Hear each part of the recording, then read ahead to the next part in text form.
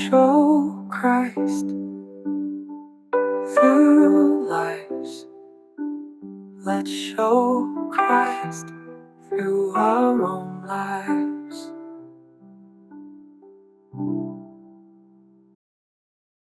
Good evening everyone. ప్రభు నామంలో మీ అందరికీ నా వందనాలు తెలియజేస్తున్నాను. పేతురు మొదటి పత్రిక మనం 2వ అధ్యాయంలో చాలా సంగతులు మనం చూసాము. 2వ అధ్యాయం ఆఖరి నుంచి 3వ అధ్యాయం 8వ వచనం వరకు ఉన్న సంగతులు ఇవాళ మనం ఒకసారి మళ్ళీ స్టడీ చేసే ప్రయత్నం చేస్తున్నాం. 2వ అధ్యాయం 24 దగ్గర నుంచి మనం చూడాల్సిన అవసరం ఉంది. ఎందుకంటే న్యాయముగా తీర్పు తీర్చే దేవునికి తను తాను అప్పగించుకున్నాడు. మన విశ్వాస జీవితంలో మనం కూడా దేవునికి అప్పగించుకోవటం అనే ఒక అలవాటు మనం నేర్చుకోవాలి అని మా లాస్ట్ క్లాస్లో మనం చూసాం. అయితే దానికి మాదిరి ఎవరు అంటే యేసుక్రీస్తు వారే. సహించటం, ఓర్చుకోవటం, భరించటం, పరిస్థితులు మన చేదాటిపోతున్నట్టుగా అనిపించినప్పుడు, పరిస్థితులు విషమిస్తున్నట్టుగా అనిపించినప్పుడు, జీవితం తలకిందులైపోతుంది, ఇక ఏం చేయాలో అర్థం కావట్లేదు అని చేతులెత్తేసి దుర్భరమైన పరిస్థితిలో కృంగిపోయేవారు, మీరు ఎవరి మీద కక్ష పెట్టుకోవద్దు, మీరు ఎవరి మీద కష్టం పెట్టుకోవద్దు. You just submit to God. అది యేసుక్రీస్తు వారు మనకు మాదిరిగా ఉంచిపోయారు. ఆయన ఎవరిని దూషించలేదు, ఎవరిని బెదిరించలేదు, మౌనంగా భరించాడు. దట్ ఈస్ అవర్ మోడల్ అని వాక్యం చెప్తుంది. దాన్ని ఎక్స్ప్లెయిన్ చేస్తూ మళ్ళీ ఒకసారి ఆయన శిలువ శ్రమల్ని, the way he endured all the suffering, 24-25 వచనాల్లో పేతురు భక్తుడు రాస్తున్నాడు. మన పాపముల విషయమై చనిపోయి, మనము పాపముల విషయమై చనిపోయి నీతి విషయమై జీవించినట్టు. సో సువార్తకు సంబంధించిన ఒక మంచి డెఫినేషన్ మనకి ఇక్కడ కనపడుతుంది. ఏంటి రక్షించబడటం? What is gospel, what is salvation అంటే పాపాల విషయం చనిపోవటం, నీతి విషయం బ్రతకటం. పాపాల విషయం చనిపోవటం, నీతి విషయం బ్రతకటం. ఈ మాట మనం అర్థం చేసుకోవాలి. బికాస్ ఆఫ్ అవర్ సిన్స్ మనం ఏ స్థితిలో ఉన్నాము అంటే నీతిని కోల్పోయాం. ఎప్పుడైతే యేసుక్రీస్తు వారిని మనం విశ్వసిస్తున్నామో దేవుడు తన నీతిని మనకు ఉచితంగా ఇస్తున్నాడు. నౌ యు ఆర్ రైచియస్ అని దేవుడు డిక్లేర్ చేస్తున్నాడు. మనకు ఆ నీతిని కట్టబెట్టి మీరు నీతిమంతులే అని ఒక తీర్పు తీరుస్తున్నాడు. అంటే మునుపు మనకు లేని ఆ నీతి యేసుక్రీస్తు వారిలో విశ్వాసం ఉంచడం ద్వారా ఇప్పుడు ఆ నీతి మనకు వచ్చింది. సో పాపాల విషయం వన్స్ ఫర్ ఆల్, ఇక ఆ లోకానికి ఆ పాపానికి మనకు సంబంధం లేదు, పాప విషయంలో నేను చనిపోయినట్టు లెక్క అని అనుకొని నీతి విషయంలో నేను బ్రతికినట్టు లెక్క అని అనుకునే ఒక విశ్వాసం. సో ఆ ప్రకారంగా నేను ఇక పాపాల వైపు నా దృష్టిని పెట్టకుండా నీతిగా బ్రతకటానికి నేను ప్రయాసపడుతూ ఉంటాను. That's the Christian life.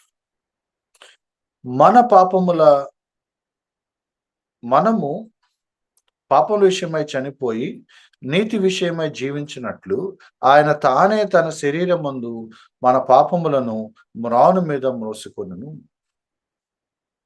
So why did Christ died అంటే ఇక్కడ రీజన్ మనకు కనపడుతుంది, స్పష్టమైన కారణం మనకు కనపడుతుంది. మ్రాను మీద అంటే అలంకారికంగా శిలువ మీద అని చెప్పటానికి ఆ కొయ్య శిలువ, ఆ వుడెన్ క్రాస్ ఎక్కడి నుంచి వస్తుంది అంటే ఆ కలప, ఆ కొయ్య, ఆ చెట్టు నుంచి వస్తుంది కాబట్టి మ్రాను అని అన్నారు. అందులో పెద్ద విచిత్రం ఏమీ లేదు, పెద్ద కాంట్రడిక్షన్ ఏమీ లేదు. పాత నిబంధనలో కూడా మ్రాను అనే పదం వాడటం కామన్గా ఉంది. సో మ్రాను మీద వేలాడిన వాడు శాపగ్రస్తుడు అనే ఒక శిక్షా విధి కూడా ప్రాచీన కాలంలో పరిచయమైన అంటే ఫెమిలియర్ శిక్షా విధి. ఇక్కడ యేసుక్రీస్తు వారు మ్రాను మీద లేకపోతే సిలువ మీద ఏం భరించాడో, ఎలా మరణించాడో కొన్ని సంగతులు చెప్తున్నాడు. మన పాపములను మ్రాను మీద మోసుకొనెను. ఆయన సిలువ మీద మన పాపాలు భరించాడు. ఆయన మోసాడు వాటిని. అంటే మన పాపాలన్నీ ఆయన మీద మోపబడ్డాయి. ఇది ఒక పాయింట్. మరొక పాయింట్ ఏంటంటే, ఆయన తానే తన శరీరమందు దీన్ని భరించాడు. His physical suffering. ఆయన దాన్ని తన సొంత శరీరంతో ఈ భయానకమైన హింసలన్నిటిని ఆయన భరించాడు.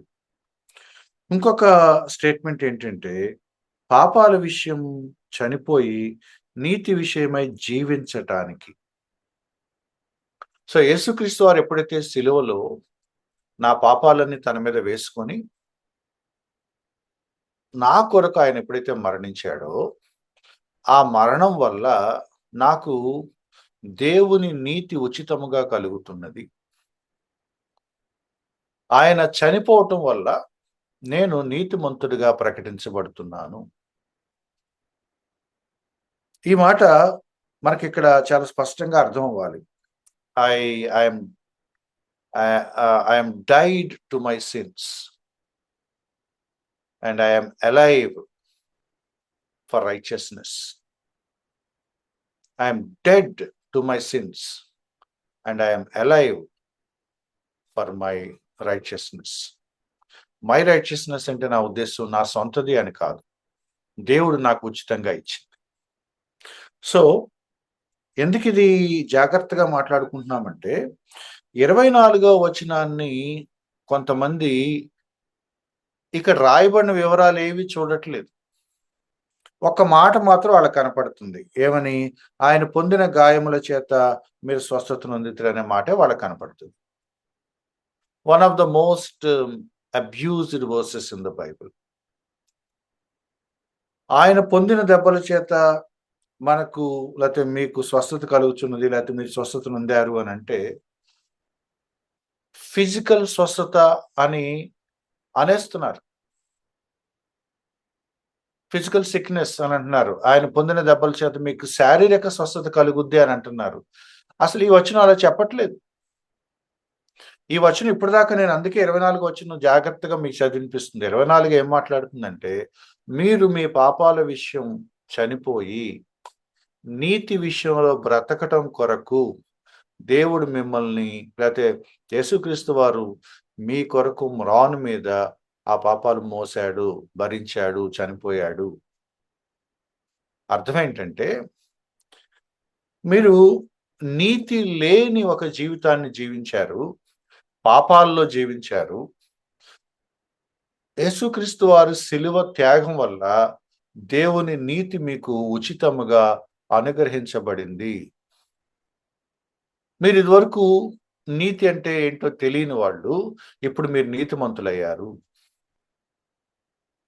ఎందుకు ఇది జాగ్రత్తగా నేను మీకు ఎక్కించాలని చూస్తున్నానంటే, ఆయన పొందిన దెబ్బల చేత మీకు కలిగే స్వస్థత ఏంటి అంటే, మీరు నీతిమంతులుగా తీర్చబడటం.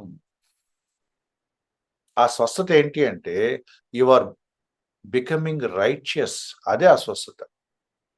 మీరు నీతిమంతులు అవ్వటమే ఆ స్వస్థత. మీరు పాపాల విషయం చనిపోయి నీతి విషయంలో బ్రతకటమే ఆ స్వస్థత. It's completely spiritual. మీ ఆధ్యాత్మిక స్వస్థత గురించిన మాట ఇది. ఇది శారీరక స్వస్థత గురించిన మాట కానే కాదు. ఎందుకంటే మనం 2వ అధ్యాయం ప్రారంభం నుంచి గత 2 సెషన్స్లో మాట్లాడుకుంటూ వస్తున్నాం.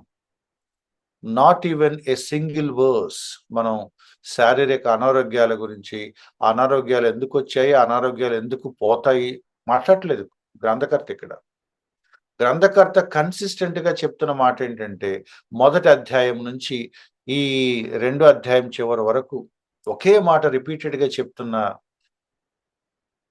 విధానం మీరు చూడండి.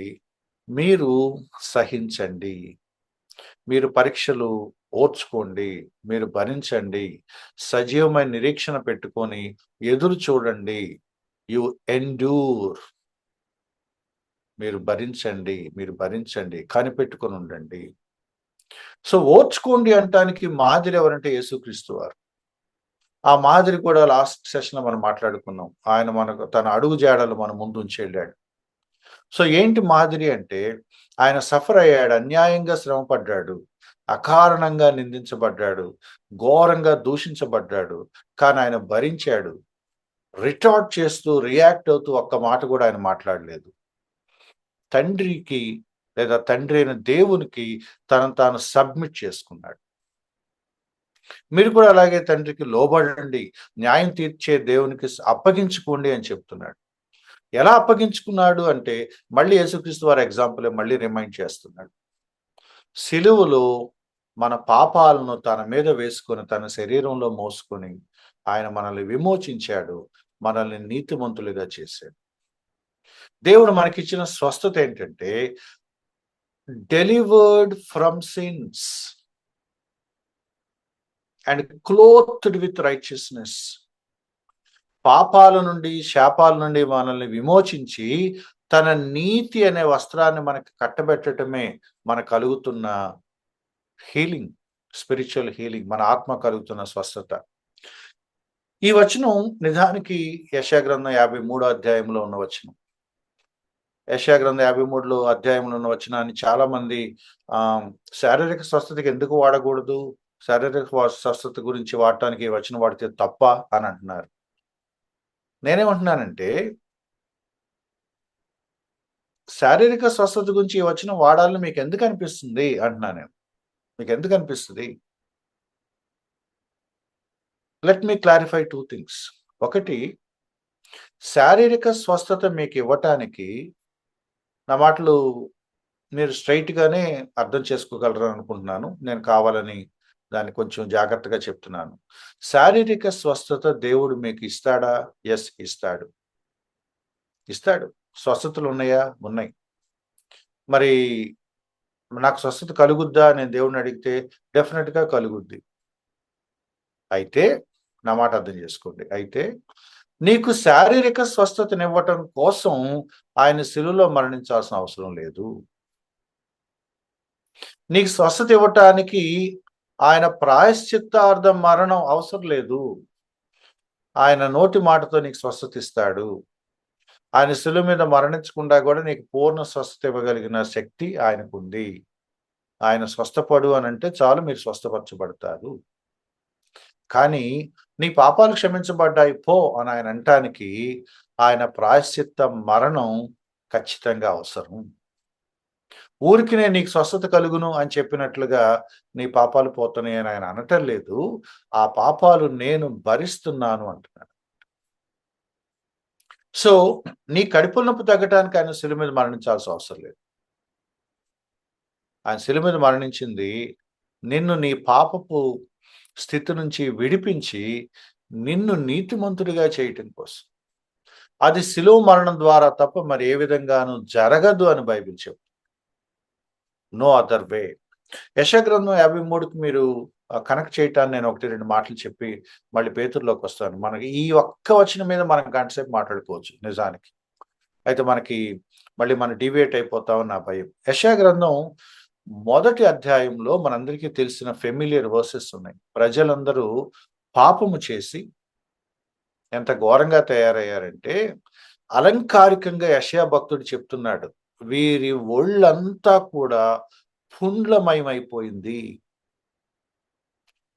మీ బాడీ అంతా పుళ్ళు రసులు కారుతూ, కంపు కొడుతూ, దుర్గంధంతో, భయంకరమైన వూండ్స్‌తో ఉన్నారు మీరు. నడినెత్తి మొదలుకొని అరికాలు వరకు ఎంత గలీజ్‌గా మనిషి కనపడుతున్నాడంటే ఒంటి నిండా పుండ్లున్నాయి.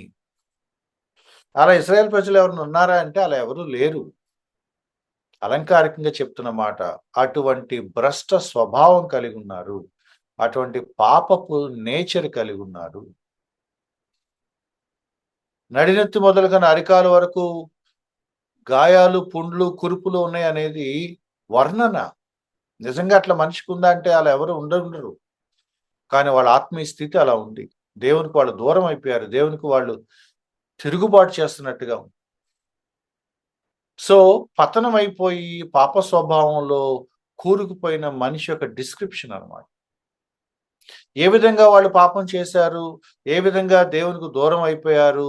అంటే ఒక రోగంతో పోల్చే ఒక పోలికను మొదటి అధ్యాయంలో ప్రారంభించాడు యెషయా భక్తుడు. దానికి కట్టేవాళ్ళు లేరు. ఆ పుండ్లు మాన్పించేవాళ్ళు లేరు. దాన్ని మెత్తన చేసి పిండి దాన్ని ఏదో ట్రీట్మెంట్ చేసేవాళ్ళు ఎవరు లేరు. వాళ్ళకి సహాయం చేసేవాళ్ళు ఎవరు లేరు. చాలా డెస్పరేట్ కండిషన్‌లో ఉన్నారు అని ప్రారంభించిన అధ్యాయం రకరకాలుగా చెప్పుకుంటూ 53 అధ్యాయానికొచ్చేటప్పటికి ఈ మెస్సీయ అని ఎవరి గురించైతే మనం మాట్లాడుతున్నామో, ఆ మెస్సీయ శిలువ మీద మరణించిన ఆ ఘోరమైన నరక హింసల వలన మీకు స్వస్థత కలుగుతుంది. ఆయన పొందిన దెబ్బల చేత మీకు స్వస్థత కలుగుతుంది. ఏం స్వస్థత అంటే, ఇదిగో మొదటి అధ్యాయంలో చెప్పబడిన దాని స్వస్థత. Not physical. It is completely spiritual.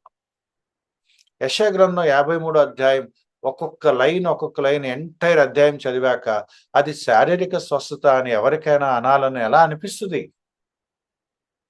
అక్కడ రాయబడిన విధానం, ఆయన నలగొట్టబడిన విధానం, విసర్జింపబడి వ్యసనాక్రాంతుడై, దుఃఖాక్రాంతుడై ఆయన సఫర్ అవుతున్న విధానం, మన అతిక్రమాల కొరకే, మన దోషాల కోసమే, మన పాపాల కోసమే అని చెప్తున్నప్పుడు, ఆయన నలగొట్టబడ్డాడు, ఆయన మొత్తబడ్డాడు అని చెప్తున్నప్పుడు, ఇదంతా మన సిన్స్ కోసం, మన అతిక్రమాలు, పాపాలు, దోషాల కోసం,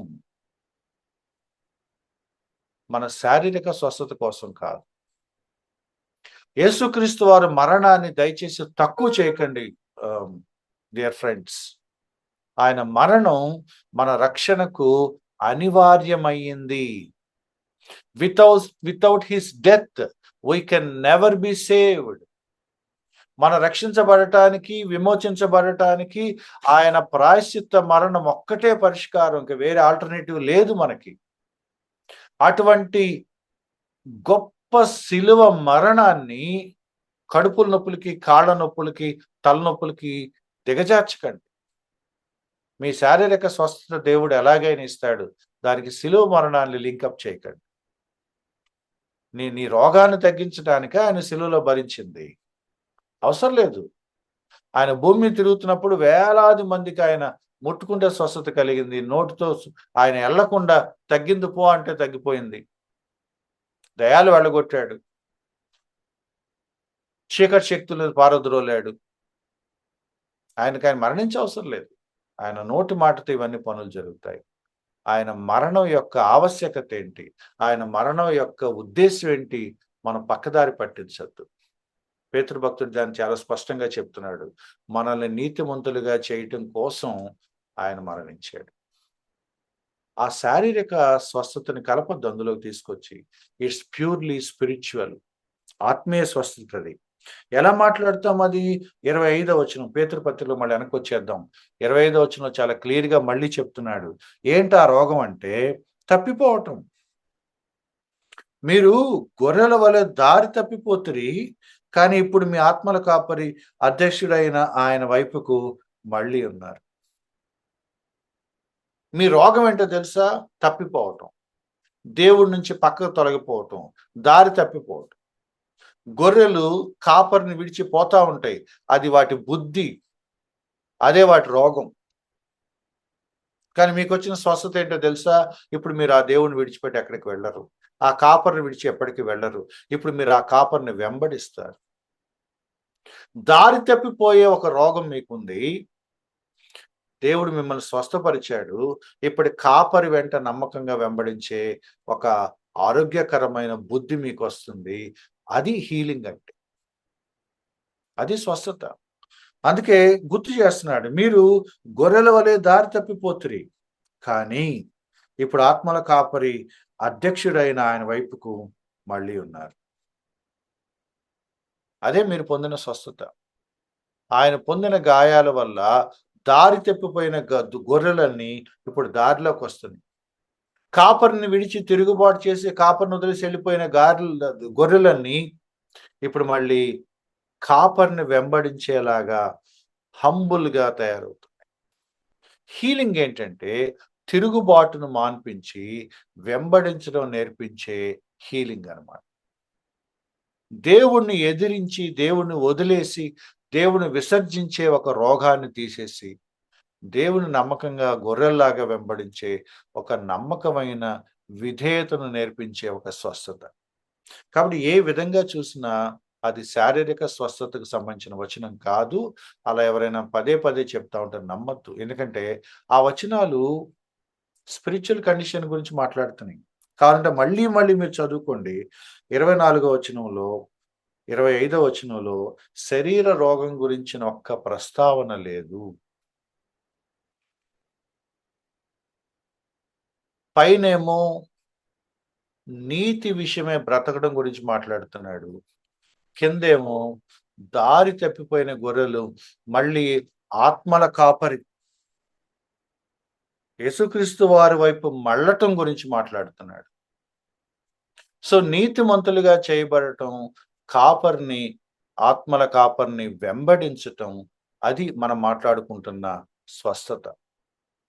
శారీరక స్వస్థత కాదు. 3వ అధ్యాయంలోకి వెళ్తే అటువలే అంటే అర్థం ఏంటంటే పైన చెప్పబడిన దానికి కంపేర్ చేస్తూ చెప్తున్నాడు. ఏంటి పైన ఇప్పటిదాకా ఏం చెప్పారంటే యేసుక్రీస్తు వారు ఎలా విధేయత చూపించారు, యేసుక్రీస్తు వారు ఎలా ఓర్చుకున్నారు, యేసుక్రీస్తు వారు ఎలా భరించారు, యేసుక్రీస్తు వారు తండ్రికి ఎలా మౌనంగా తను తాను అప్పగించుకున్నాడు. అవన్నీ చెబుతూ సో మీరు కూడా అలాగే ఉండాలి, మీరు కూడా అలాగే ఓర్చుకోండి, మీరు కూడా అలాగే న్యాయం తీర్చే దేవుడికి మిమ్మల్ని మీరు అప్పగించుకోండి అని చెబుతూ దానిని కుటుంబానికి అప్లై చేస్తున్నారు. మీరు కూడా లోబడండి, మీరు కూడా సర్దుకోండి, సహించండి అనే మాట అందరు విశ్వాసులకి వర్తిస్తుంది.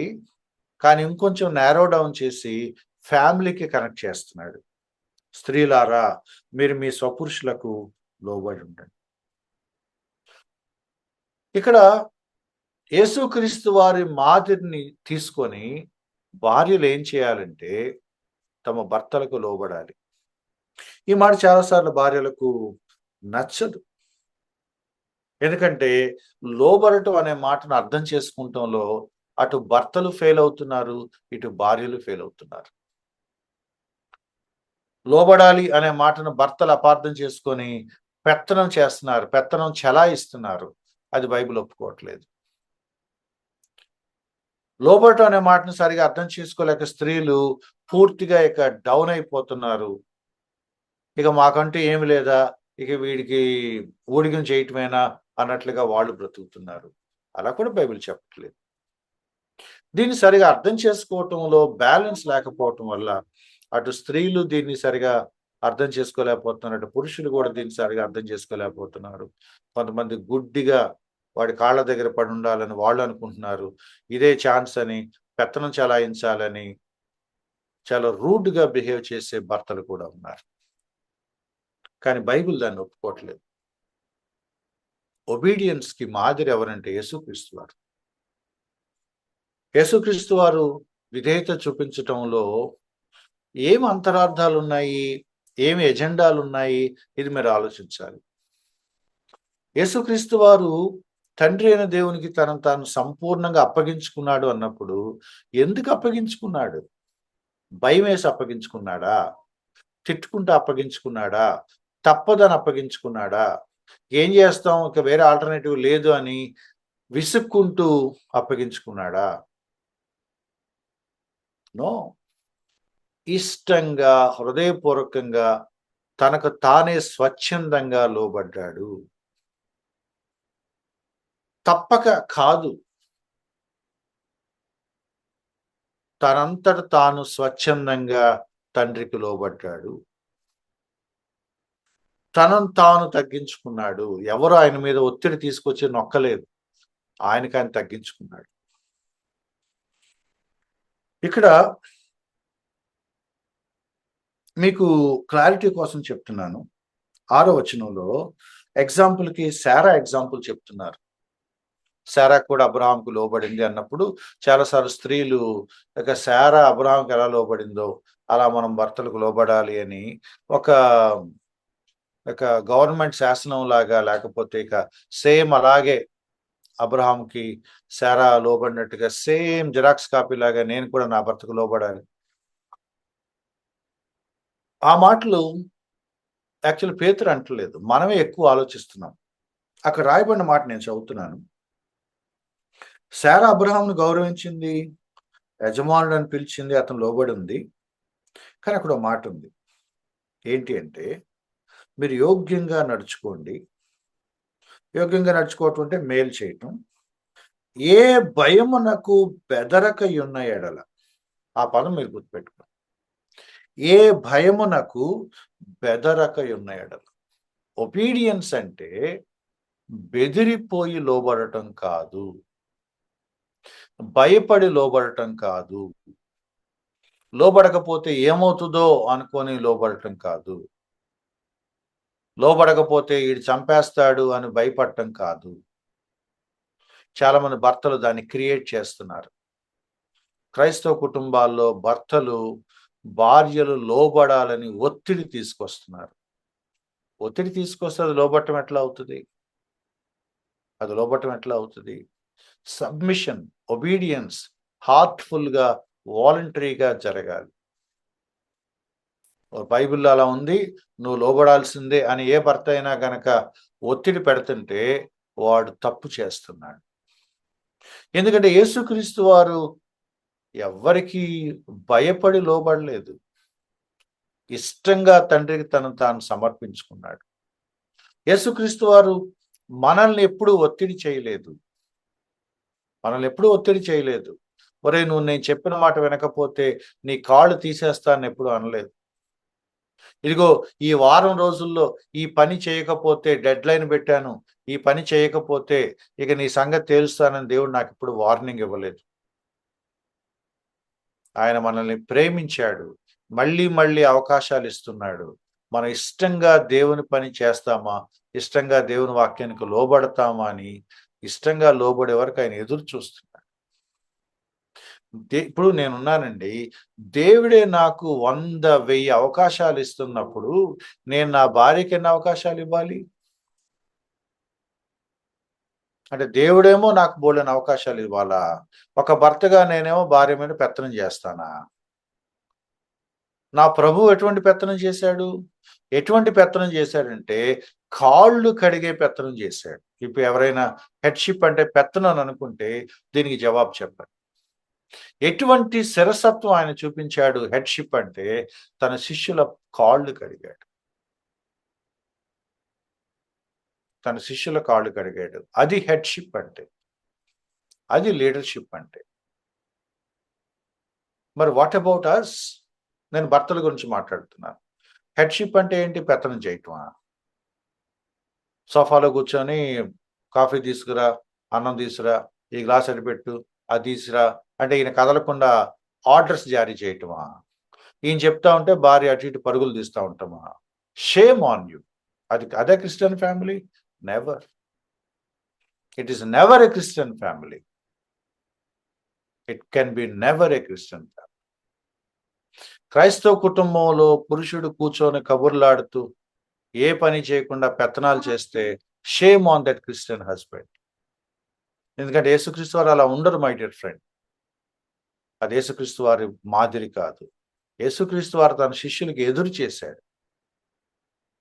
పేతురు ఆయనను వదిలేసి వెళ్ళిపోతే నదీ తీరాన పేతురుని పిలిచి చేపలు కాల్చి వాళ్ళకి ఆతిథ్యం ఇచ్చి వాళ్ళ ఆకలి తీర్చి ప్రేమగా మాట్లాడి మరేంటి ఇప్పుడైనా వస్తారా నా వెంట అని మంచిగా బ్రతిమలాడుకున్న ప్రభు ఆయన. ఎరా నన్ను వదిలేసి వెళ్ళిపోతావా అని పేతురుని అడగలేదు ఆయన. పేతురు నువ్వు నన్ను ప్రేమిస్తున్నావా అని ప్రేమతో మాట్లాడి తన వెంట తీసుకువెళ్ళిన ప్రభు. మీరు చూడండి, క్రైస్తవ కుటుంబంలో భర్తకు మాదిరి ప్రభువే, భార్యకు మాదిరి కూడా ప్రభువే. Christ is our example for husbands and for wives. భార్యలు ప్రభువును బట్టి ఒబీడియంట్ గా ఉండాలనుకుంటున్నారు తప్ప భయం బట్టి కాదు, తప్పదని కాదు, తిట్టుకుంటా కాదు. శారా మోడల్ ఏంటో తెలుసా? అబ్రహాముకి పూర్తి గౌరవాన్ని ఇస్తుందట. ఏ భయమునకు బెదరక ఆమె ఆ పనులు చేసింది. అబ్రహాంకు లోబడకపోతే ఏమవుద్ది? ఏమవుదు. నేనే నా ఇష్టం కొద్దీ చేస్తున్నా. అలా అన్నాడా? లోబడకపోతే తంతానన్నాడా శారాని? అనలేదు. I voluntarily respect him. నీ భర్త అంటే నీకెందుకంత ఇది? Because I love him. అమ్మా ఆయన ఊరుకోడండి, సావగొట్టేస్తాడు. That's not Christian family. నా మాటలు మీకు కష్టంగా ఉంటే I'm really sorry. But dear brothers, ఇళ్లలో పెత్తనాలు చేయమాకండి. ఇళ్లలో పెత్తనాలు చేయమాకండి. పెత్తనాలు చేయటం క్రైస్తవ భర్తకు ఉండాల్సిన లక్షణం కాదు. That's not the way God intended for us. And dear sisters, స్వచ్ఛందంగా మీ హస్బెండ్స్ని ప్రేమించండి. స్వచ్ఛందంగా మీ హస్బెండ్స్ని గౌరవించండి. మీ అంతటి మీరు వాళ్ళకి ఇవ్వాల్సిన గౌరవాన్ని మీరు ఇవ్వండి. మీ అంతటి మీరు వాళ్ళకి ఒబీడియన్స్ చూపించండి. ఇది బిబ్లికల్ ప్రిన్సిపల్. ఇందులో భయపెట్టేదేమి లేదు, అణిచివేసేదేమి లేదు, తొక్కేసేదేమీ లేదు. విచక్షణ కోల్పోయి భర్తలు ప్రవర్తించడానికి వీలు లేదు. ఏదో వివక్ష ఉందని, పురుషులు ఎక్కువ స్థాయిలో ఉన్నారు, స్త్రీలు తక్కువ స్థాయిలో ఉన్నారని అలా కూడా అనుకోవద్దు. బైబిల్ ఎప్పుడు అలా చెప్పట్లేదు. దేవుని దృష్టికి భర్తలు భార్యలు సమానం. భార్యలు భర్తల్ని గౌరవించాలి. అది దైవిక ప్రమాణం. నేను అతనికి సబ్మిట్ అవుతున్నాను కాబట్టి, అతనికి నేను విధేయత చూపించాలి కాబట్టి నేను తక్కువ స్థాయి అని మీరు అనుకుంటే పొరపాటు. త్రిత్వమై ఉన్న దేవునిలో తండ్రికి కుమారుడు విధేయత చూపిస్తున్నప్పుడు కుమారుడు తక్కువ కాదు, కుమారుడు తండ్రికి ఇచ్చే గౌరవం. మీరు నన్నేమనంటే నేను పట్టించుకోను, కానీ పరిశుద్ధాత్మను ఏమనంటే మాత్రం మీకు క్షమాపణ లేదని యేసుక్రీస్తు వారు అన్నప్పుడు, పరిశుద్ధాత్మ యేసుక్రీస్తు వారి కంటే ఎక్కువ అని కాదు, పరిశుద్ధాత్మను యేసుక్రీస్తు వారు గౌరవించటం. ఆయన తనంతట తానేమి చెప్పడు. నా మాటలే మళ్ళీ మీకు జ్ఞాపకం చేస్తారంటే పరిశుద్ధాత్మకి ఇది రాదని కాదు. పరిశుద్ధాత్ముడు యేసుక్రీస్తు వారిని హెచ్చించడం, గణపరచడం. త్రిత్వమైన దేవునిలో ఒకరినొకరు సమానంగా చూసుకుంటూ, ఒకరినొకరు గణపరుచుకుంటూ గౌరవించుకోవటం, ఒకరికొకరు లోబడటం డివైన్ ప్రిన్సిపల్. అది లోబడటం తక్కువ స్థాయి కాదు. వీళ్ళు లోబడ్డారు కాబట్టి నేను పై స్థాయిలో ఉన్నాను కూడా అనుకోవటానికి లేదు. Husbands, never take it for granted. ఎలా చెప్తున్నాను ఈ మాట? కింద వచనాల్లో ఉంది.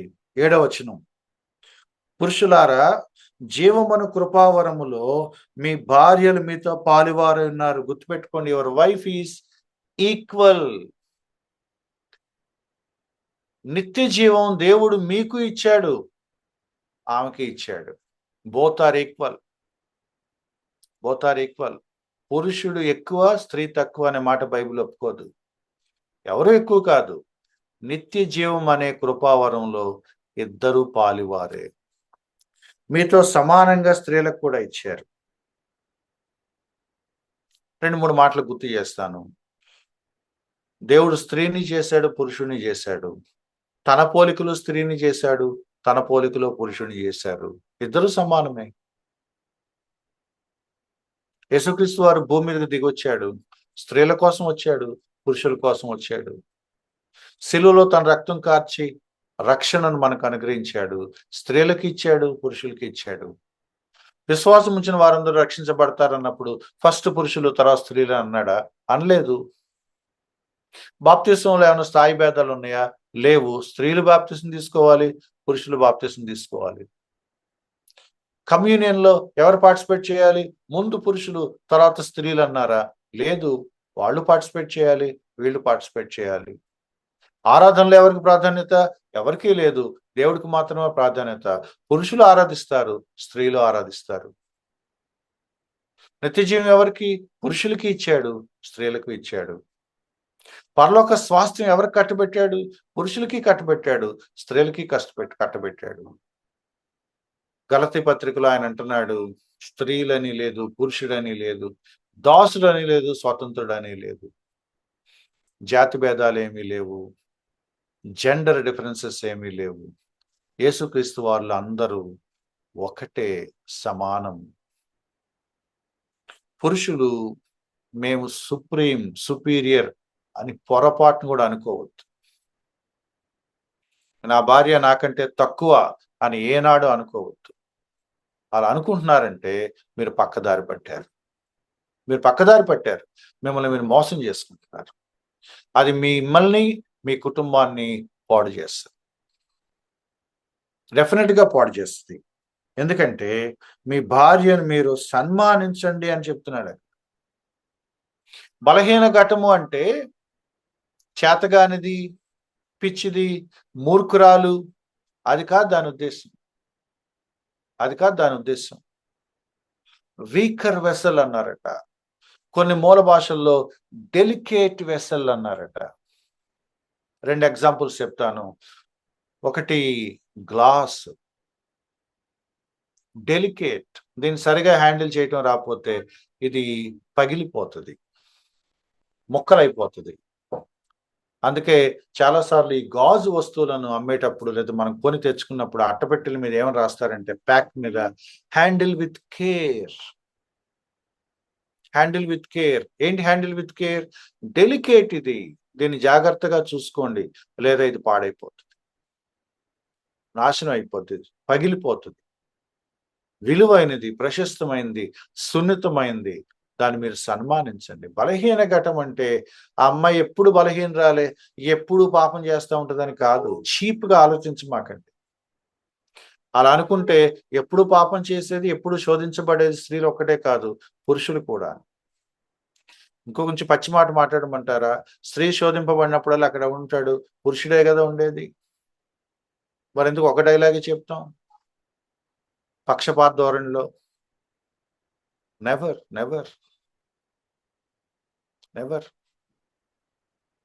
వీకర్ వెజల్ అన్నారు. ఓకే, బలహీనమా? ఒక బలహీన అర్థం చేసుకుందాం. ఈక్వల్ అని చెప్తున్నాడు. అది మీకు అర్థం కాలేదా? మీరు మీ భార్యను సన్మానించలేదా?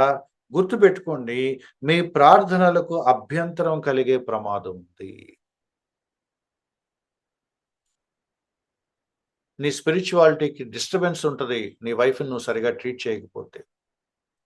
You cannot pray, your prayers may be hindered. నీ స్పిరిచువల్ లైఫ్కి నీ భార్య నువ్వు చూసుకునే దానికి సంబంధం ఉంది. How you treat your wife and how you lead your spiritual life, they are interconnected. ఇది పురుషులకే చెప్పట్లేదు, స్త్రీలకు కూడా వర్తిస్తుంది.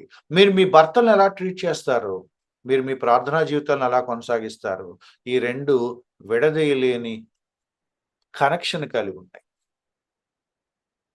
మీ ఆత్మీయ జీవితాన్ని మీరు ఎలా కొనసాగించుకుంటారనేది, మీ కుటుంబ సభ్యులు మీరు ఎలా ట్రీట్ చేస్తారనే దాంతో ముడిపడి ఉంది. మీ భర్తను ప్రేమించకుండా ఏమని ప్రార్థన చేస్తారు? మీ భార్యలను సరిగా చూడకుండా ఏమని ప్రార్థన చేస్తారు? రిమెంబర్, అది it is going to affect your spiritual life. సమాధాన పడకుండా, సరి చేసుకోకుండా, క్షమించకుండా, సర్దుకోకుండా, ఓర్చుకోకుండా, ఇవ్వాల్సిన గౌరవాన్ని ఇవ్వకుండా మీరు ఒట్టి ప్రార్థన చేస్తే ఉపయోగం లేదు. పేతురు భక్తుడు దాన్ని చాలా సీరియస్గా తీసుకుంటున్నాడు. జ్ఞానంతో కాపురం చేయండి అంటున్నాడు. We need wisdom. ప్రభా, నేను నా భార్యను అర్థం చేసుకోవటానికి, నా భార్యను ప్రేమించటానికి, నా భార్యను సన్మానించటానికి తగిన జ్ఞానం నాకు నేర్పించమని భర్తలు అడగాలి.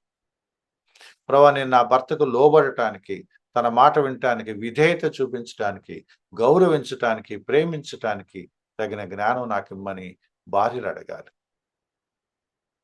As the Christ obeyed his father, భార్యలు భర్తలు కూడా క్రీస్తు మాదిరిని పెట్టుకొని ఎలా జీవించాలో ఒక మాదిరిని మనం వెంబడించాలి. అయితే దీనిపైన ఇంకొక మాట చెప్తున్నాడు. ఈ లోబడటం, ఇందాక నేను చెప్పిన మాట గుర్తు చేస్తున్నాను. ఈ లోబడటం అనేది స్వచ్ఛందంగా ఇష్టంగా చేయాలి, భర్తలైనా భార్యలైనా. ఇదో గోలండి బైబిల్లో, భార్యను ప్రేమించమంటారు, చచ్చిపోతున్నాం అని భర్త తిట్టుకుంటా ప్రేమించకూడదు. భార్యలు కూడా ఏం చేస్తాం, క్రైస్తవులైన పాపానికి ఈ బైబిల్ ఏంటి ఇలా చెప్తా ఉంటది అని అయిష్టంగా చేసేది లవ్ అవ్వదు, సబ్మిషన్ అవ్వదు, ఒబీడియన్స్ అవ్వదు. యు మేకప్ యువర్ మైండ్స్, బెదరక భయం లేకుండా విత్ ఆల్ యువర్ హార్ట్. ఎప్పుడైతే మీరు మీ భర్తకు మాటకు వినటానికి, నా భర్త మాట వినటంలో నాకు ఆనందం ఉందా, ఇబ్బంది పడతా వింటున్నానా, వింటే ఏమవుద్దో అని ఒక ఇన్సెక్యూరిటీ ఉందా, that's the difference. That's the difference. నా భార్యను ప్రేమిస్తే ఏమవుద్ది, అమ్మో ప్రేమిస్తే నెత్తికెక్కేస్తుందా, ఇక మనల్ని అడ్వాంటేజ్ తీసుకుంటుందా? No no no no, cheap ఆలోచన చేయమాకండి. ప్రేమించమని చెప్పింది దేవుడు, దానికి సైడ్ ఎఫెక్ట్స్ ఏమి ఉండవు. లోబడమని చెప్తుంది దేవుడు, నష్టమే ఉండదు. దేవుడు చెప్పిన మాట వింటే కుటుంబాలు క్షేమంగా ఉంటాయి, వ్యక్తిగత జీవితాలు క్షేమంగా ఉంటాయి. నేను నా భర్తను ఎందుకు గౌరవిస్తున్నాను? విశ్వాసాన్ని బట్టి, దేవుడు నాకు ఇచ్చిన క్రమాన్ని బట్టి. నేను నా భార్యను ఎందుకు భరిస్తాను? విశ్వాసాన్ని బట్టి, దేవుడు నాకు ఇచ్చిన వాక్య క్రమాన్ని బట్టి. Why do you love each other? Why do you endure each other? Why do you forgive each other? Because we believe in Christ. We follow Christ. క్రీస్తుల విశ్వాసం ఉంచి క్రీస్తును వెంబడించే వాళ్ళు క్రీస్తు లాంటి పోలికను తమ కుటుంబ జీవితాల్లో పాటించాలని అనుకోవద్దా? అనుకొని తీరాల్సిందే. If you really want to be a believer at home, you imitate Christ. You imitate Christ. భర్తలారా క్రీస్తును అనుకరించండి, భార్యలారా క్రీస్తును అనుకరించండి. No other go, no other go. అయితే ఇంకో మాట ఉంది, అది కూడా నేను మీకు చూపించాలి. ఎందుకంటే మీరు లోబడి నుండి, 3వ అధ్యాయం 2వ వచనం, మీ భర్తలకు లోబడి నుండి, మీ పురుషులు లోబడి ఉండండి.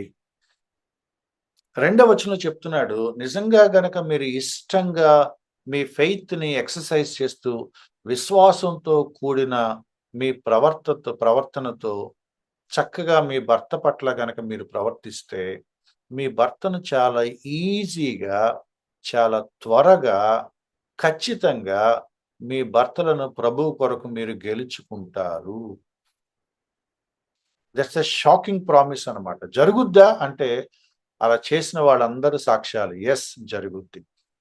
అలా లోపట్టం ఇష్టం లేని వాళ్ళు ఇది జరగదని అనుకుంటారు. ఎందుకంటే వాళ్ళకి జరుగుద్దా జరగదా ప్రాబ్లం కాదు, వాళ్ళకు లోబడటం ఇష్టం. డియర్ సిస్టర్స్, ఈ ప్రశ్న అడుగుతున్నందుకు మీరు నొచ్చుకోకండి, బట్ నా బాధ్యతగా అడుగుతున్నాను. మీ భర్తలు రక్షింపబడాలని మీరు కోరుకుంటే obedience is the secret. Obedience is the secret. ఎలా జరుగుద్ది? ఐ డోంట్ నో, బట్ దేవుడు అక్కడ ఏదో కార్యం చేస్తాడు. You obey and see the result. ఇది దేవుడు పెట్టిన ప్రిన్సిపల్ అమ్మా, ఇది దేవుడు పెట్టిన ప్రిన్సిపల్. మీరు వాక్యానికి అవిధేయులైతే, అంటే ఎవరు, మీ భర్తలు కానీ మీ ఇంట్లో ఎవరైనా వాక్యానికి అవిధేయులైతే,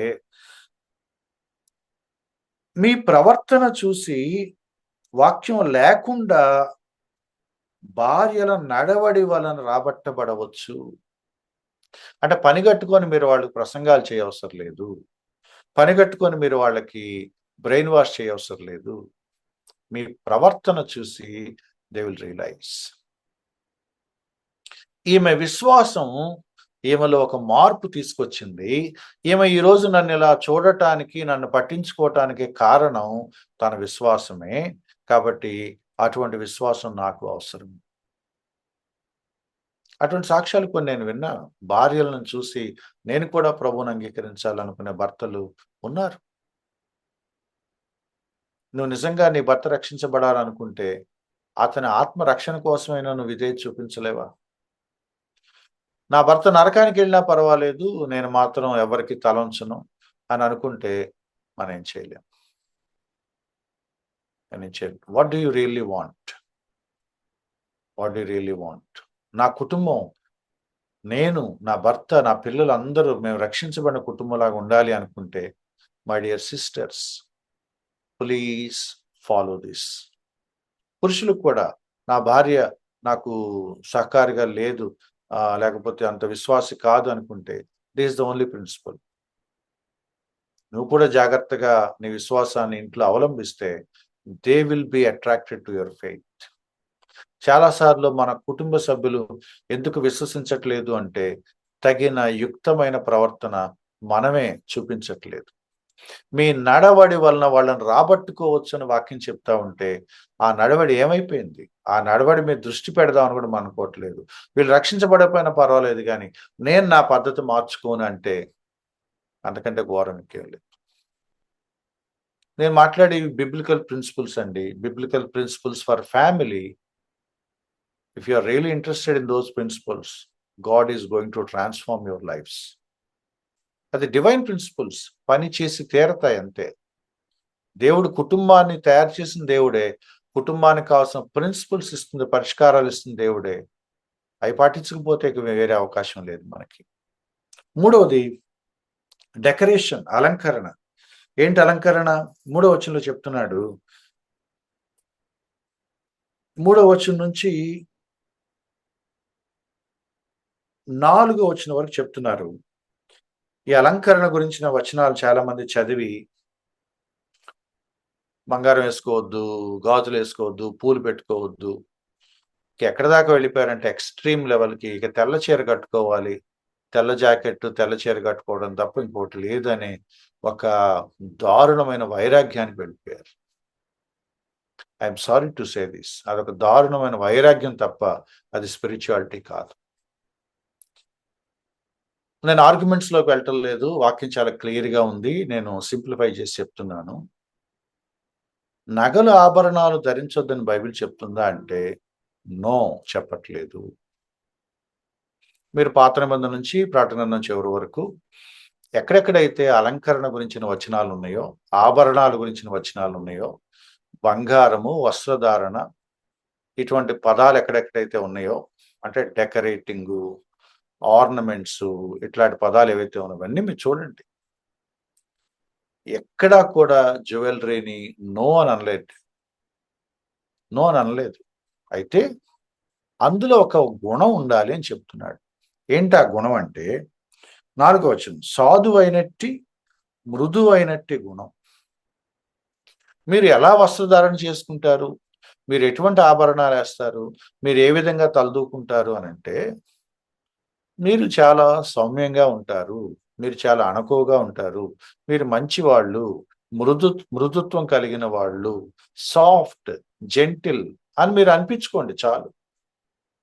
మీరు సున్నిత మనస్కులు అనిపించుకోండి చాలు.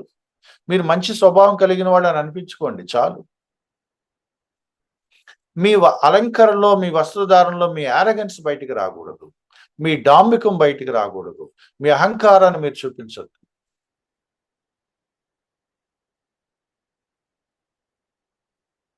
ఎవరికైనా డౌట్ ఉంటే నేను ఇప్పుడు చదువుతున్నాను చూడండి, ఈ లాజిక్ మీరు పట్టుకోండి. 3వ వచనం, ఈ డెకరేషన్లో కూడా కేటగిరీస్ ఉన్నాయి. ఏంటి కేటగిరీస్ అంటే 3వ వచనం, జడలు అల్లుకొనుట. 1 జడలు, 2 బంగారు నగలు పెట్టుకోవటం, 3 వస్త్రాలు ధరించు. వీటిని ఏమన్నారంటే వెలుపటి అలంకారం అన్నారు. External decoration with external maintenance. వెలుపటి అలంకారము 3, జడలు అల్లుకోవటం, బంగారు నగలు పెట్టుకోవటం, వస్త్రాలు ధరించుకో. ఒక ఆయన చమత్కారంగా ఇలా అన్నాడు, ఒకవేళ ఈ 3 వద్దు అని కనుక దేవుడు అంటే కంప్లీట్గా బంగారాలు తీసేసినట్టు మీరు జడలేసుకోవటం మానేయాలి కదా. మీరు కంప్లీట్గా బంగారం పక్కన పెట్టినట్టు వస్త్రాలు వేసుకోవటం కూడా మానేయాలిగా బై లాజిక్. కాబట్టి మీరు ఏం చేస్తున్నారు, జడలేసుకుంటంలో చాలా మందిలాగా మరి ప్రదర్శన కోసం కాకుండా డీసెంట్గా జడలేసుకుంటున్నారుగా, గౌరవప్రదంగా. అలాగే గౌరవప్రదంగా మంచి వస్త్రాలు ధరిస్తున్నారు కదా, అలాగే గౌరవప్రదంగా బంగారం కూడా వేసుకోండి, ఏమైంది? వస్త్రాలు మానట్లేదు, మీరు జడలేసుకోవటం మానట్లేదు, బంగారం తీసి సూపర్ స్పిరిచువాలిటీ అంటే అదొక వేషధారణ కాదా? అంటే మీకు నచ్చినవి కంప్లీట్‌లీ అవాయిడ్ చేస్తారు. మీకు అనుకూలమైనవి మామూలుగా పెట్టుకుంటారా? ఆ మధ్యకాలంలో నేను ఒక చోటకెళ్తే ఓ పాస్టర్ గారి భార్య ఒక తెల్ల చీర కట్టుకుంది. దగ దగ దగ దగ మెరిసిపోతుంది. వైట్ శారీయే గాని ఏదో తేడా ఉంది. అసలు మెరిసిపోతుంది ఆ చీర. నార్మల్ వైట్ కాటన్ శారీ కాదు. నా పక్కన ఒక సోదరుడు చెప్తున్నాడు, "అన్న ఆ చీర ఎంతుంటదో తెలుసా?" అంటే 25,000. ఇప్పుడు మీరు చెప్పండి. తెల్ల చీర 25,000 తెల్ల చీరకి, 25,000 తెల్ల చీరకి, 2,000 ఖరీదు చేసే ఒక రంగురంగుల చీరకి తేడా ఏంటి చెప్పండి? మీ స్త్రీలకి నా మీద కష్టంగా ఉండొచ్చు. But I have to say this. Your spirituality is not in your clothing. 2,000 రంగురంగుల బట్టలేసుకుంటే అపవిత్రులా? తెల్ల చీర 25,000 ఏసుకుంటే పవిత్రత. దుర్వినియోగం కాదా డబ్బులు? నీ నీ స్టేటస్సు తెల్ల చీరలో కూడా చూపిస్తున్నావుగా. నీ అహంకారాన్ని తెల్ల చీరలో కూడా బడాయిగా చూపిస్తున్నావుగా. దెన్ అది ఏ విధంగా పవిత్రమైన వస్త్రధారణ అవుద్ది? నీ సంఘానికొచ్చేవాళ్ళు సాధారణమైన ఖరీదులో తెల్ల చీరలు కట్టుకుంటే, నువ్వు 25,000, 30,000 తెల్ల చీర కట్టుకున్నప్పుడు స్థాయి భేదం కనపడట్లేదా మరి? అది మృదుత్వమా? అది సాధుగుణమా? అది అలంకరణ, స్పిరిచ్యువల్ అలంకరణ కిందకొస్తదా? మై డియర్ సిస్టర్స్, దేవుడు హృదయాలు చూస్తున్నాడు. ఏ రంగు బట్టలేసుకుంటామనేది చూడడు. దేవుడు హృదయాలు చూస్తున్నాడు. దేవుడు పై వస్త్రాన్ని చూసి మోసపోడని అంటున్నాం గదా! మరి ఎలా మోసం చేద్దామని ప్రయత్నిస్తాం? దేవుడు పై రూపాన్ని చూడడని అంటున్నాము. మరి పై రూపాన్ని చూపించకుండా లోపల వేరే ఉద్దేశంతో పైకి నిరాడంబరంగా కనపడుతూ, లోపల డాంభికంగా ప్రవర్తించే మనసును దేవుడు గుర్తుపట్టలేడా? జాగ్రత్త పడండి. ఎక్స్‌ట్రీమ్‌కి వెళ్ళొద్దు. మితముగా ఉండండి. మితంగా అలంకరించుకోండి. డీసెంట్‌గా ఉండండి. శుభ్రంగా ఉండండి. శుభ్రంగా ఉండండని చెప్పడం పాపమైతే ఎట్లా? శుభ్రంగా లేకపోవడం స్పిరిచ్యువాలిటీ అనుకునే దరిద్రానికెళ్తున్నాం. తల దూకోకపోవటం స్పిరిచ్యువాలిటీ. బట్టల మీద శ్రద్ధ పెట్టకపోవటం స్పిరిచ్యువాలిటీ. అనాగరికం వైపు వెళ్తున్నాం మై డియర్ ఫ్రెండ్స్. అది ఆధ్యాత్మికత అవ్వట్లేదు. అనాగరికం అవుతుంది. సమాజంలో మనం చూసిన వాళ్ళు మూర్ఖులని అనటంలో అర్థం ఉంది. దేవుడిని నమ్ముకుంటే సరిగ్గా స్నానాలు చేయరా? దేవుడిని నమ్ముకుంటే సరిగ్గా తలలు దూకోరా? దేవుడిని నమ్ముకుంటే సరిగ్గా బట్టలేసుకోరా? ఇదా క్రైస్తవ విశ్వాసం? ఇది అపవాది మనల్ని పక్కదారి పట్టిస్తున్న చీప్ క్రైస్తవ్యం. భ్రష్టు పట్టిన క్రైస్తవ్యం. ఒక అంకుల్ ఒకాయన నాతో అన్నాడు, "ఇటువంటి వస్త్రధారణ మీద, నగల మీద పెద్ద థీసిస్ చేసి అయ్యేయకూడదు, ఈగేయకూడదు అని చెప్పే వాళ్ళందరూ అపవాది ఏజెంట్లు" అన్నాడాయన. ఎందుకంటే నాన్ క్రిస్టియన్ సోదరులకి, నాన్ క్రిస్టియన్ సోదరులకి మనల్ని చూసినప్పుడు క్రైస్తవ్యాన్ని గనక మనం నమ్మాల్సొస్తే ఇంత దరిద్రంగా బ్రతకాల్సొస్తదనమాట అని ఒకలాంటి యావగింపు వాళ్ళకి కలిగిస్తున్నాం. శుభ్రంగా ఒక తల దూకొని, శుభ్రంగా మొహం కడుక్కొని, శుభ్రంగా ఒక వస్త్రధారణ చేసుకోవటం రానివాళ్ళు దేవుడిని నమ్ముకుంటున్నారంటే, అటువంటి లైఫ్ మాకొద్దంటున్నారు. ఒక సహోదరి పెళ్లి చూపులకు ఓ ఫోటో పంపించింది.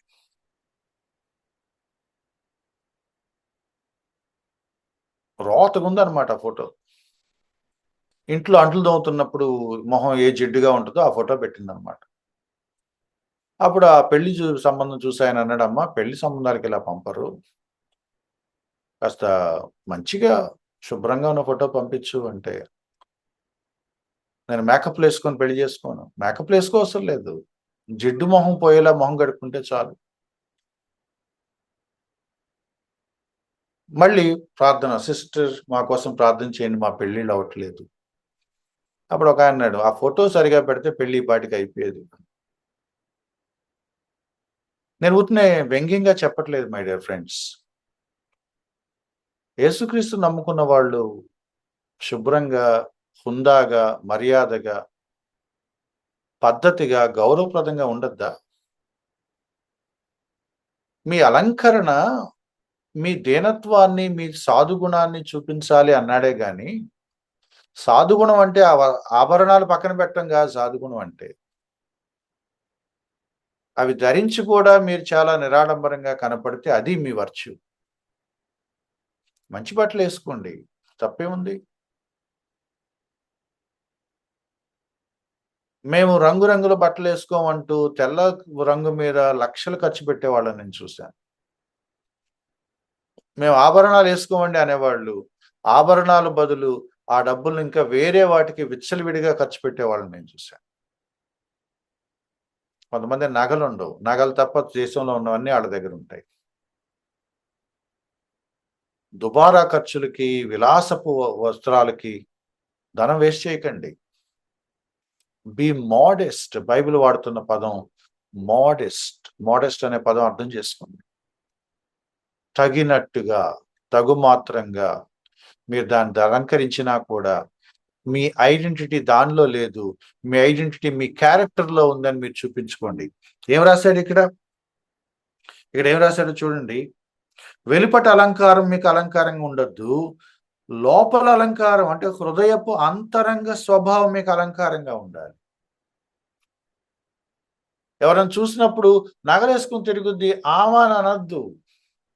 అది చాలా సాఫ్ట్‌గా మాట్లాడి చాలా మంచిగా ఉంటది. చాలా ప్రేమగా మాట్లాడుతది. ఆ సహోదరా అని గుర్తుపట్టేలాగా ప్రవర్తించు. ఎవరామె? అదే ఒకామె పెద్ద నగలేసుకొని కనపడుద్ది అని అననివ్వద్దు. ఏసుకోండి. కానీ వాటి మీద డిస్కషన్ రానివ్వకండి. ఎవరంటే అదే ఒకామె మనతో మాట్లాడింది. చాలా చక్కగా మాట్లాడింది. మనల్ని ఆదరించింది. ఆ సహోదరి అని చెప్పండి. Let your identity be your character. Not your dress or jewellery. వెలుపటి అలంకారం మానేయాల్సిన అవసరం లేదండి. వెలుపటి అలంకారాన్ని డామినేట్ చేస్తూ అంతరంగ అలంకారం గనక లోపల తయారైతే దట్స్ ద బ్యూటిఫుల్ వుమెన్. అంతరంగం మారకుండా ఊరికినే పైన నేను సరైన నగలేసుకోను, పూలు పెట్టుకోను, రేయ బట్టలు వేసుకోనని అదొకలాంటి ఆకారంలో కనపడితే పైకి లోపలికి ఏమి ఉండదు జీవితంలో. ఏముండదు. వేషధారణ. వేషధారణ. అటువంటి వేషధారణ నుంచి దేవుడు మనం తప్పించాలని సహోదరులు ప్రార్థన చేయండి. Be natural. Be natural. శుభ్రంగా ఉండండి, అందంగా ఉండండి, ఆరోగ్యంగా ఉండండి, గౌరవప్రదంగా ప్రవర్తించండి, పవిత్రంగా ఉండండి, సంతోషంగా ఉండండి. వైరాగ్యంతో చావు కళ ముఖంలో తెచ్చిపెట్టుకొని దాని స్పిరిచువాలిటీ అని అనకండి. It's not spirituality. ఇట్స్ అన్సివిలైజేషన్ అంటారు. ఈ మాటలు మీకు కష్టంగా ఉండొచ్చు. బట్ బైబిల్ దానికి ఒప్పుకోవట్లేదు. వెలుపటి అలంకారాన్ని మించి మీ అంతరంగపు అలంకారము కనపడేలా చేసుకోండి. క్వాలిటీస్ ఏంటో తెలుసా? సాధువుగా ఉండండి, మృదువుగా ఉండండి, గుణం కావాలి మీకు. గుణం. ఎందుకంటే అది దేవుని దృష్టికి మిగుల విలువ కలది.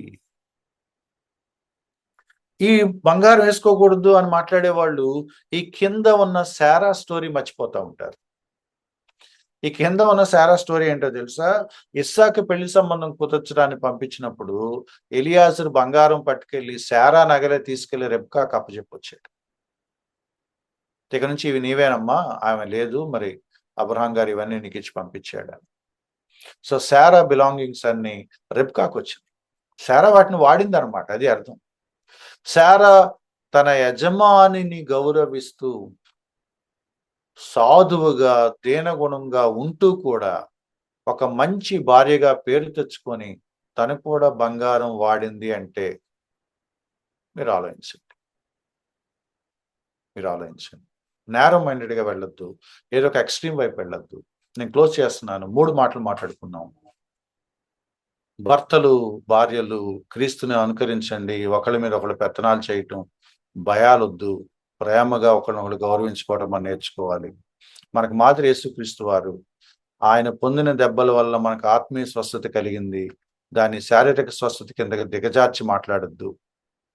3వది అలంకరణ మానవసరం లేదు, కానీ అసలైన అలంకరణ అంతరంగ స్వభావానికి సంబంధించిన అలంకరణ. అది దేవుని దృష్టికి మిగుల విలువ కలిగింది. దేవుడు మనకి చాదస్తాల నుంచి, అనాగరికపు ఆలోచన విధాల నుంచి దేవుడు మనల్ని విడిపించాలి. గౌరవంగా, మంచిగా, ఆరోగ్యంగా, మృదువుగా, హుందాగా ప్రవర్తించే ఒక విశ్వాస జీవితం మనకు కావాలి. అటువంటి ప్రవర్తన కలిగిన వాళ్ళు వాక్యం లేకుండా కూడా తమ కుటుంబ సభ్యులను విశ్వాసం వైపు ఆకర్షించుకోగలుగుతారు. అది సాధ్యమే అని బైబిల్ చెప్తుంది. అటు కృప దేవుడు మనందరికి అనుగ్రహించును గాక. Over to Anil.